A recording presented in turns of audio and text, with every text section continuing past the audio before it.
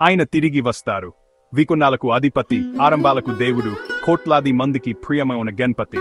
ప్రతి సంవత్సరం ఆయన కైలాసం నుండి మనీళ్లకు వస్తారు. కానీ నిజానికి ఆయన మన హృదయాల ఆలయానికి తిరిగి వస్తారు.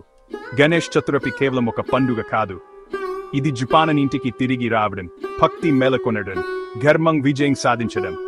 ఇది గణపతిని చూసే మీ దిక్కాపన్ని ఎప్పటికీ మార్చగలదు. కేవలం ఒక పండుగ కాదు, కేవలం ఒక విగ్రహం కాదు, కానీ ఇది ఆయన రూపంలో దాగి ఉన్న ధ్వాన్, శరణాక్తి మరియు విసత్యాన్ని తెలిపే ఒక దైవిక సంకేతం. ఇది మీరు తెలుసుకున్న తర్వాత గణేష్ చతుర్థి మీకు మళ్ళీ ఎప్పుడూ ఒకేలా అనిపించదు. దీన్ని అర్పణ చేసుకుందాం. గణేష్ చతుర్థి ఎందుకు జరుపుకుంటారు? ఎందుకంటే ఆయన ఒక కల్పన కాదు, ఆయన ఒక నియమం.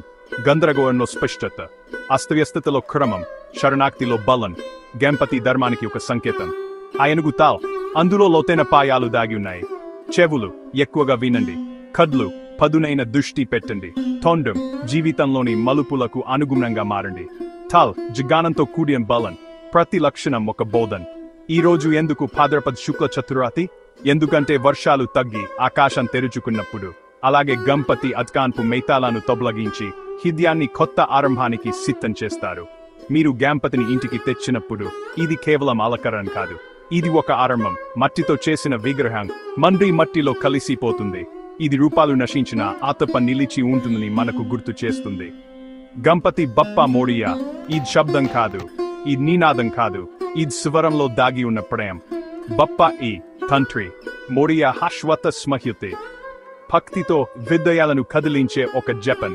ఆపై వస్తుంది నిమజ్జనం. కన్నీళ్లు కారుతాయి, విగ్రహం నిమజ్జనం అవుతుంది. ఇది అత్యంత బాధాకరమవునాను, కానీ అత్యంత లోతైన సత్యాన్ని బోధిస్తుంది. రూపం కరిగిపోతుంది, సార నిలిచి ఉంటుంది.